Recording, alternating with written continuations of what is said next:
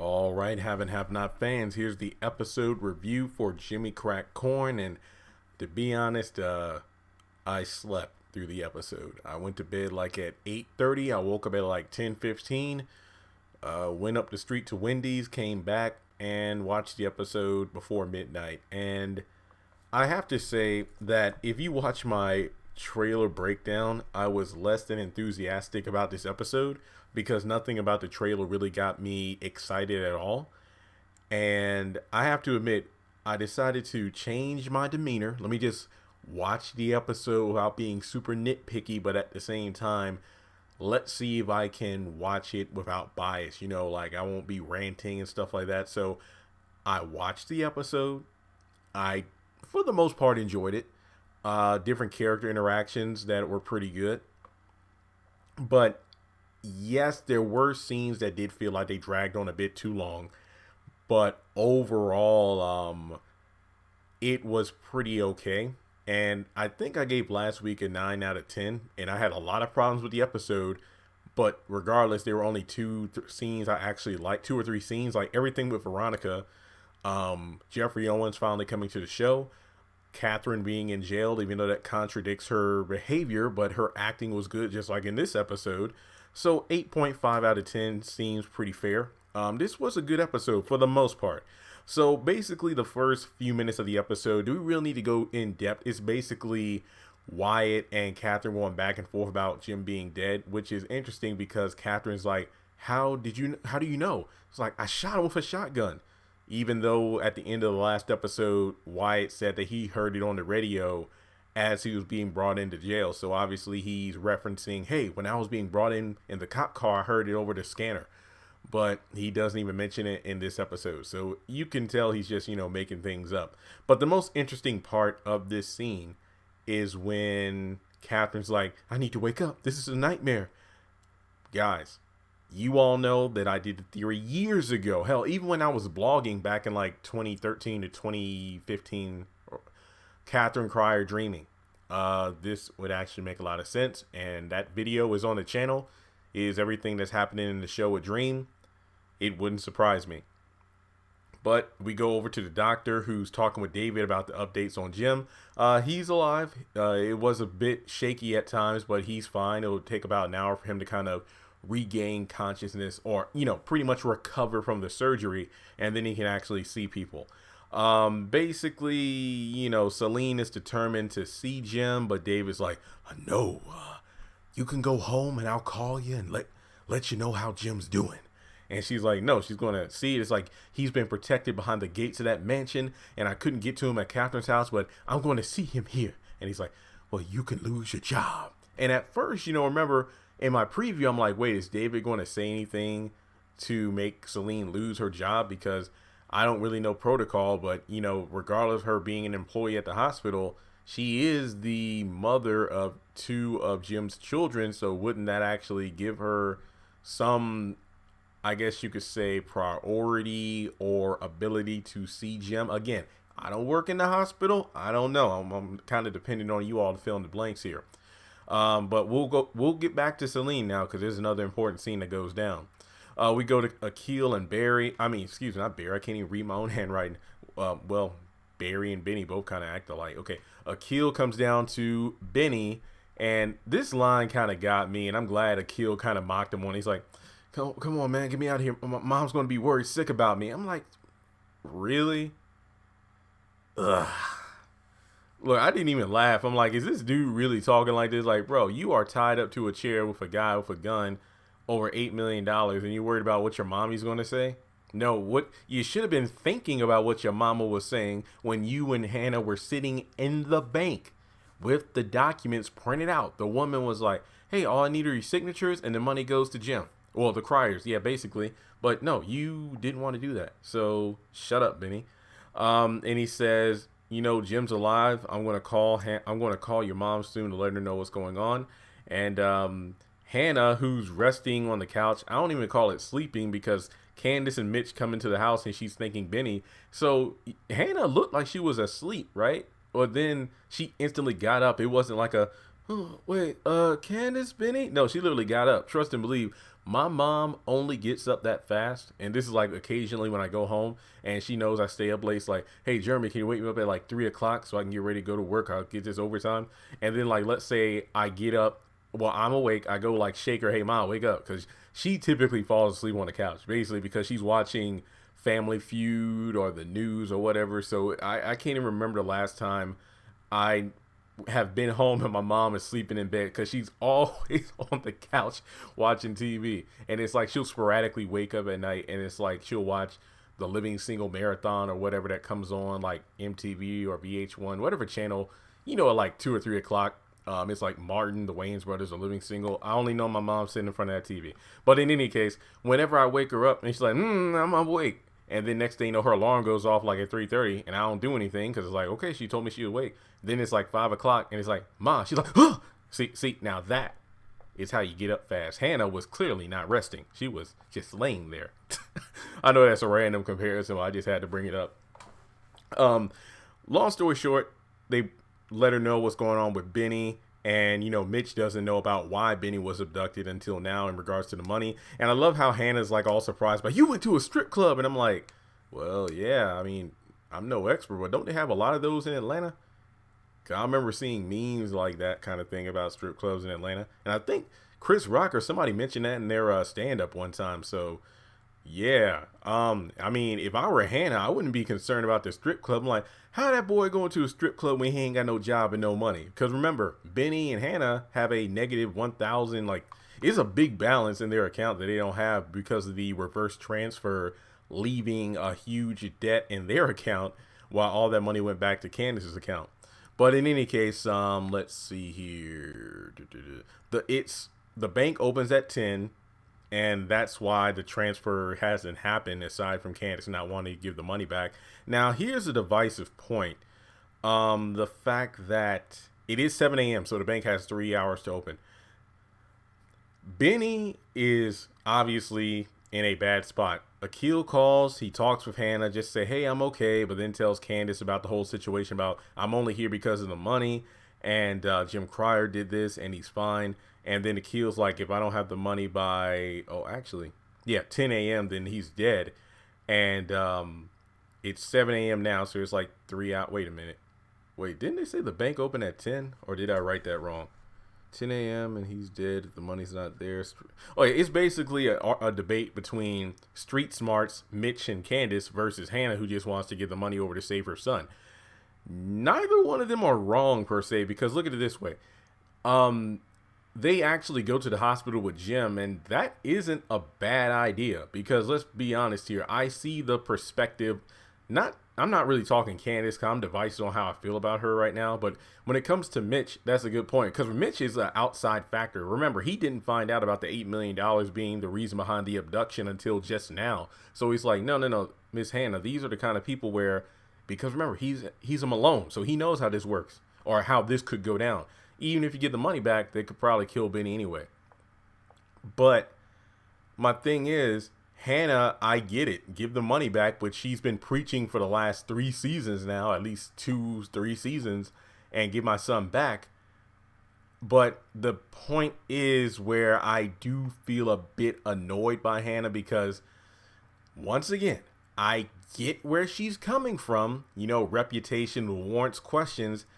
But at the same time, this is like,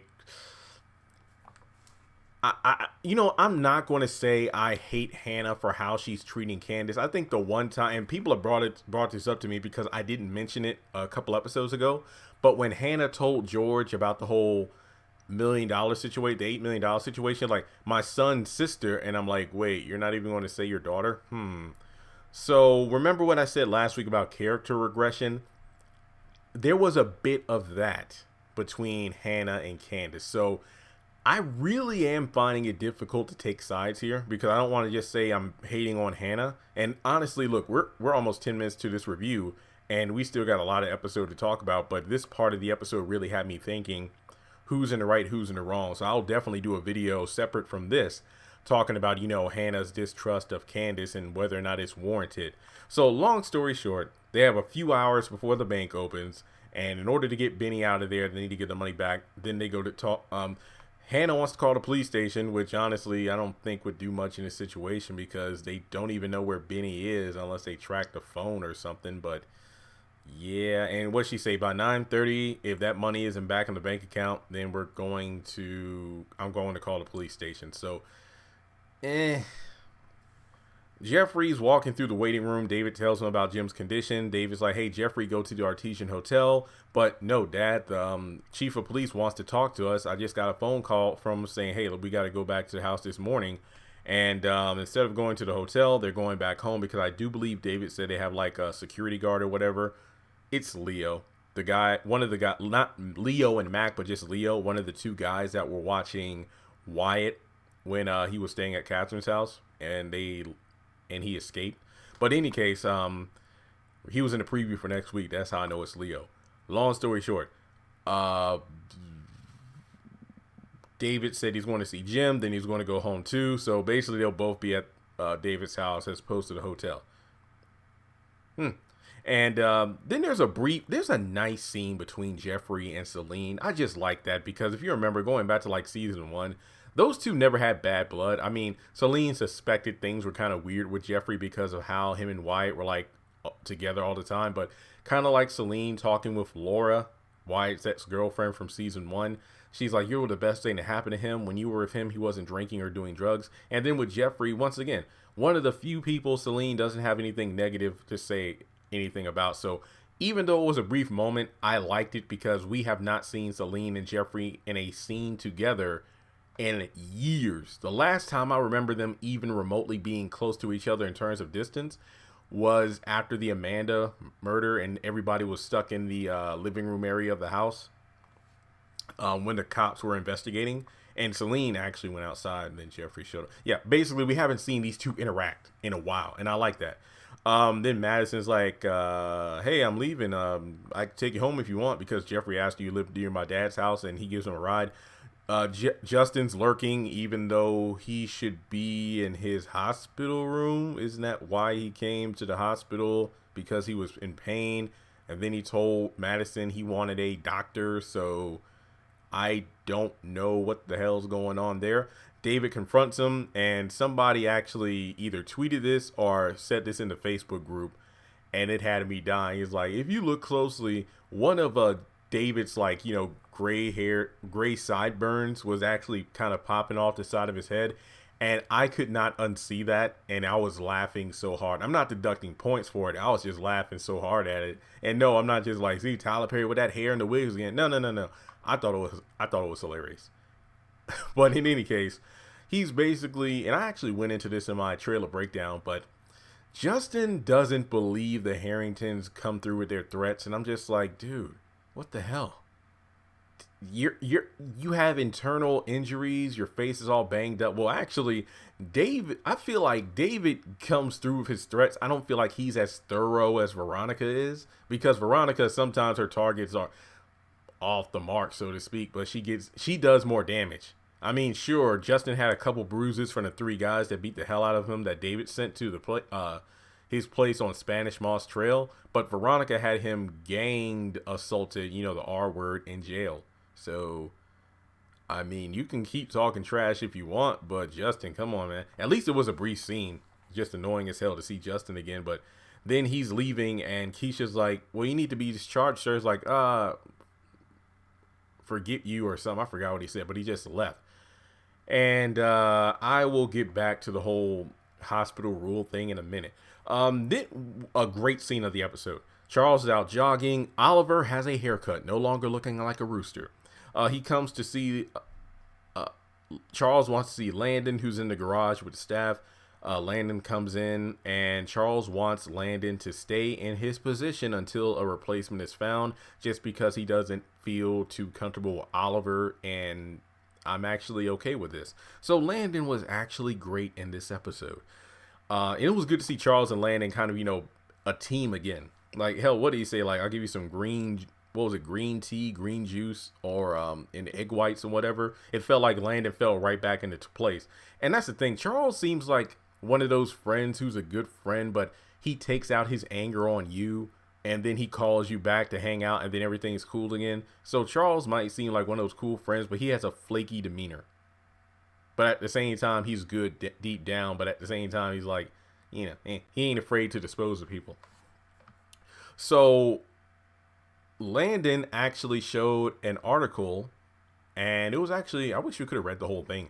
And I think one of my favorite things about this show is whenever we see character, like still shots of the character, it's like, how in the world did they get that photo? Because like, wasn't that a photo of Candace in jail, or wasn't that a photo of Candace at a hotel or whatever? And it's just like a random thing that I keep notes of, because some of these images, I'm like, I'm pretty sure I use most of these images and videos from Google. Just like that creepy scene in Justin's house where he has that entire wall full of photos of Jeffrey. I'm like, yeah, those are a lot of photos that I remember using on Google for videos and blogs. And some of those photos, I'm like, Justin shouldn't get that. Like, that's a photo from season 2.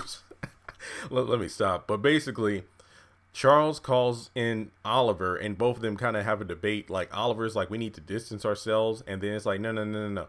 What we need to do is make her seem sympathetic and like a victim. That way you can seem like a hero. And Charles dismisses Oliver and praises Landon. And that's pretty much it before Landon says one more thing. Turns out this entire mess was caused by Kyle, the Attorney General, because he was robbed by Candace, and he made the mess and left it at my doorstep. I like that line. It was well played. So overall, Charles, Landon, and Oliver, even though I don't like to creep Oliver, it was a very good scene. Very good scene. Like I said towards the beginning of the video, some of these scenes felt a bit dragged on, but it was good. It was good. Okay, now we get back to the hospital rules I was talking about. The doctor comes out, lets David know he can see Jim, and also David needs to schedule a checkup. I wonder if that has to do with his back healing, because that's one thing I'm pretty sure a lot of us have forgotten about, that David is still recovering from his injuries from that car explosion. Remember that. It seems like it's been a while for us, but in terms of the show's timeline, I don't even think it's been a full week since David's been out of the hospital. So he should still be wearing that burn suit and everything, and yeah, I'm glad to see that a doctor mentioned, yo, we need to check out your back. So you just come on back in at some point. So Celine wants to see Jim as well, but the doctor's like, wait, and how do you know him? Wait, what? And it's like, wait, you didn't want to bring up the fact that you're the father of 2 of his kids? Like, this isn't a secret. This is something that was exposed on national television. Celine and their 2 sons were on TV on a big monitor right behind Jim's head. So why are you acting like, oh, what did she say? Like, I'm a friend, or I used to work with him, or whatever the case is. And he's like, oh, I recognize you. You work here, right? Talk to your supervisor to follow protocol, and then we can see if you can see him. And then she's like, okay. So then she leaves, and then the doctor asks David about her, and it's like, yeah, she can present a bit of a problem. Should we get security? Sure, security. It's like, should I get her reprimanded? Speak with the supervisor? Fired would be better. And I'm like, yo, that was a dick move. Oh, crap. I'm probably going to get demonetized for that. Well, who cares? That was a dick move by David. Like, for real. I get it. Like, Celine obviously is going to cause stress and trouble because of the whole child support bull crap, which I've already ranted about various times before. But Jim isn't going to be in the hospital forever. Celine, well, despite my feelings on her having millions of dollars, which she should, this is her job. So if she gets fired, what is she going to do now? I mean, obviously going to team up with Veronica, because she did call Veronica saying, hey, let's team up and take Jim for what he's got. It's just like, was that really necessary, dude? For real. I mean, if Jim gets out of the hospital soon, which based on this episode, it seems like he will be, what difference does it make? He'll be back behind that gated community, if you will, because to be honest, I don't think that Jim's going to be arrested after this episode. I think Catherine was the only one that George wanted. But that was just messed up. I think that was completely unnecessary, and man, okay. So also talking about the hospital rules, remember how Keisha told Justin about being discharged, but Justin like, screw you, and he walked off? But now the doctor's telling Celine, oh yeah, we need to follow protocol. You got to talk with your supervisor. It's all about this plot of the story. It's like the rules, in terms of rules, I mean like real world application to like the police, law, hospitals, that kind of stuff. The rules only apply when the story needs to keep a character in one spot or away from a current problem. But if, let's say in this case, like Justin, his story needed him to leave the hospital, even though he shouldn't have left, just like a couple episodes ago when he told Madison he was going to leave. It's like, it's dumb. But hey, it's Tyler Perry. Tyler Perry writing. I don't know. Not really going to dock points for that. It's just an annoying observation. So then we get David and Jim, and I've seen a lot of people talk about this on Twitter and in the Facebook group, how they don't like David being Jim's lackey. I don't know how I feel about. I don't know how I feel about that. It's a mixed bag because David is the friend, but at the same time, yeah, Jim can be a bit rude and take advantage of David. But to be honest, Jim was the one that wanted to be proactive. He was the one that wanted to get out of the bed. He was the one that wanted to get stuff done. But David rightfully told him, like, hey, man, you're still recovering. Even though it's like, well, David, remember when your back was still pretty banged up and you were determined to get out of the hospital? What was it? If memory serves, like the moment that nurse or doctor gave him the burn suit for his back, he instantly got out of bed. I got to get home. And I'm like, for what? There was no reason for you to get out of bed to go home. Except, again, story. It demanded David move when it made no sense for him to leave the hospital. Like, go back to season 1. Catherine, after she had breast cancer surgery. I need to get home. Wait, what? Again, I'm not trying to rant. It's just an annoying observation that I just can't stand about this show sometimes. But this was another drawn out scene, but it was pretty funny. Jim being kind of high on morphine. And I think that this scene does add more evidence to Jim and Catherine. They love each other. The first thing Jim is like, Catherine's in jail. I gotta get out of here because look, she's been pampered her whole life. She can't take it in jail. So I know part of the fan base can view this scene as Jim kind of looking down on Catherine. Oh, this heifer can't do anything without me. No, there seem to be general concern. So guys, crazy as it is, Jim and Catherine love each other. They really do. Like Catherine being broken up about Jim's death. If there was one thing I wish could have happened was David said he's going to see Catherine. I hope somebody lets Catherine know soon that Jim is alive for her sanity anyway. So I hope that actually happens. But that was sweet, man. That was really, I know it sounds weird saying it because of me, of all people, the way I talk about some of these characters, it was sweet. Jim does love Catherine. But, he's like, I can't believe that son of mine actually shot me. And then he talked about how Jim is like, he could be shot and still talk trash about someone. That dumb moron didn't even know there were half-loaded quail shots in there. And it was funny because David was like, where'd you get shot? And he's like, here, wait, you can touch it? Well, all the morphine. So it's like, I'm like, damn, Jim, when that morphine wears off, your arm's going to hurt. Well, shoulder's going to hurt like hell. Which, honestly, it looked like he was shot in the chest. But, again, had a Tyler Perry continuity. Who, I don't know. So, long story short of this scene, he brings up the fact that Kyle's going to be helping him out with taking the case of the Jennifer Salison situation from George in order to make that disappear. So that should hopefully, get the Halves, the Harringtons and the Criers out of hot water, but mainly Catherine. So he's like, no more morphine. He's like, come on, let me hit the button. Jim is just living it up. So I can't be mad at him in this episode. Well, this scene anyway. It was as drawn out as some of it was a long scene, but funny. He brings up Marty too. And David, like, I don't know. Yeah, David obviously doesn't know because literally he came straight to the hospital. Well, actually, he went straight to the Crier house after he learned about the shooting, then left there to go to the hospital. So yeah, he doesn't know what's going on, but he's still there for his friend. Then we get Landon, who's calling Candace about doing an interview. Candace doesn't answer, obviously, based on the current circumstances. So Landon's really trying to make sure everything's good to go. Oliver's getting off the phone with a Senator Thomas who wants to meet with Charles. And it turns out that that was a senator who Oliver used to intern for. And Landon's suspicious, like, wait, do you owe him anything? Does your family owe him anything? It's like, he's the president-elect. Charles is the president-elect. You just can't meet him like that. And Landon's like, look, let me find out you're working against me. And yeah, he did repeat the line a few times, but it was funny because I actually like the context of what it was said. And Oliver gave a cringy look at Landon as he left the room. Yeah, I don't trust that I can't call him Rooster anymore because his hair's gone. Anyway, okay, we go to Veronica and George. This scene had me laugh. Dude, so many people have tweeted it. So many people have submitted the post in the Haves and Have Not Facebook group. Okay, so basically, George is suspecting that Veronica knows something about the Jennifer Salison murder, and Jeffrey gave up intel to the police chief, the night before about her involvement with sending those thugs over to shoot up David's house. George is like, I can make that go away if you give up Catherine Cryer. And Veronica doesn't say shit. Oh, but damn it. Oh, crap. Veronica doesn't say shit because of the fact that, this isn't friendship. She just holds on to valuable information. She doesn't make deals. Even when Veronica makes deals, it's to her own advantage. So even if she gave up Catherine Cryer, that means that she admits to the gang members she sent over to David's house, meaning that even if George makes it go away, that's still leverage he can use against her in the future. So she doesn't say a damn thing. It's like, does black crack? Excuse me? No, it doesn't. And no, I won't help you.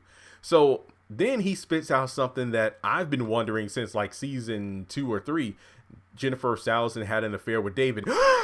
But no, it's a rumor. And I'm like, oh, you son of a George, come on, man. So, I mean, we've been speculating that for years, whether or not Jennifer and David did anything. Because remember, Jennifer, when she had David in the interrogation room, literally got on top of him and was making out with him until he's like, Jennifer, stop, Jennifer. And I'm like, man, if you don't shut up David and take it like a man, you know how many people want to be in your position? Yeah, me. But in any case, the takeaway of this scene, when this woman said shrimp and fried rice, and he shot back with watermelon and fried chicken. Oh my God. Watermelon, fried chicken, you should try sometime. And waffles, I like all that shit, just not in my house. Veronica, and looking good in that dress too. Veronica is something else. But I mean, she did make a couple of good jabs. Like, you're not Jennifer Salison. She was way better at this than you. Yeah, she was. Go back and watch some of those early episodes. Jennifer Salison was really good at her job. And at the same time, she wasn't one to get these half-assed confessions out of people. She actually went after people and got incriminating evidence. It isn't George. Like, again, mentioning the affair, it was a rumor. Remember a couple seasons ago where him and Sarah were at the place that Broderick's at now, where Wyatt was staying there, and he's like, have you ever seen Wyatt? Have you ever seen your parents with a gun? No. And he kept asking the same question until Wyatt got, oh yeah, I saw him with a gun. So he would get these half-assed confessions and testimonies that would be flimsy enough for anybody to flip over in court. So moving forward, Charles and Conley are talking. This scene actually made me think Conley isn't working against Charles, but here we go. When he said, like, I'm 2 hours late because I heard you said jog, and it's like, the only place I run to is my office, or something along those lines, or like my knees. And I'm like, wait, was he 2 hours late because he didn't want to go on the jog, or was he 2 hours late because he was in a air quote meeting with someone, kind of getting intel on Charles? I don't know. Who knows? It's just one of those things. I mean, he takes another drink, and I really like this scene because me putting my theory cap aside of Conley working against Charles, this was another great scene. Again, Jeffrey Owens, he's like a warm personality. I really like seeing him on screen. But yeah, he's basically gave Charles some fatherly advice, and I really like the fact that he kind of, I don't want to say shut Charles down, but he pretty much is like, Charles, you already have your opinion. It's like, again, sometimes you want someone to blindly validate your feelings, especially if you know that you're in the wrong or the choice you're about to make isn't the right one that you should pick, but you kind of want somebody to kind of give you the thumbs up or whatever the situation is. But this will be another video. Do you think Charles is actually in love with Candace, or is it just because of the sex? And as Conley put it, well, you're always like, someone who needs to save someone. You've always been that kind of guy. And then Charles brings up all the reasons about her past and everything. And Conley's like about being conned, but it wasn't a con. Candace wasn't conning Charles. Charles shut that down because remember, Conley doesn't know about the Chucky side of Charles. So when it comes down to it, guys, I think Charles, okay, yeah, that's going to be its own video. But honestly, I'm very iffy on whether or not Charles's love is genuine, or as he said, I can't get her out of her mind, the things she did and everything. I think it was mostly the sex and the fact that he wants to save someone. Basically, the fact that he feels that Candace needs him. So, yeah, I don't know if I really support this potential relationship. I know all the Candace Charles shippers want to hate me, but be honest here. be honest. Do you think that Charles is really in love with Candace, or does he see it as an opportunity to help someone / the sex was amazing? That's all I got to say for now. So then we get to the final scene. Mitch, Candace, and Hannah arrive at the hospital. Mitch uses his Malone name in order to get access to the room, and Candace and Hannah go in. Bit of a further confirmation on things. In the episode, I believe the Veronica show, the season 4 finale, Jim was telling Candace about the whole how he hired someone to precisely kill Quincy Jr., even though I think that's a load of bullshit, which I'll do another video on. But basically, he mocks them on that, and Candace slapped him when to wake him up, which was funny. But in any case, long story short, give me the money. No. Give me the money. No. Okay, let me make this phone call. You think I'm playing? Dun, dun, dun, dun, dun. Hey, kill him. Shoot him. What did he say? Kill him. And that was the end of the episode. Guys, he does not shoot him immediately. At least I don't think so. Couple of reasons why. And I'll talk about it more in the trailer breakdown. Number 1, in the end credit scenes, Benny's there. Number 2, in the actual trailer for next week, Benny's there. But then we get a scene where we hear a gunshot. But then we get another scene where Hannah's calling Candace, who is at the Iron Bone bar with Mitch, I believe. And she's still asking to give the money back because keep in mind, you know, if Benny's dead, then why would the money need to go back? I mean, honestly, because, well, Jim would probably go after Candace and or Hannah next. But, well, I would say mainly Candace because of the fact that she's the one with the money, not Hannah. But then she could use Hannah as leverage to kill her to get Candace to get the money back. But keep in mind, I'm actually keeping a level head because I don't even feel like going on a rant about the money anymore because I do feel like this is stupid. But going back to what I said earlier in the episode review, it was a smart move to go see Jim in person. That way, my attitude would have been, okay, Jim, look, the bank doesn't open up for a couple more hours. The phone is in my hand. Let me pull up the bank account and hit transfer. That way you can tell the money's gone from my account, even though it technically wouldn't be reflected until the bank is open. Trust me, I know that from experience. But it's just like, let my brother go. I made the transfer. There we go. Good to go, right? I do feel, and I'm not going to say this in a ranty fashion. I'm going to be very civil about this.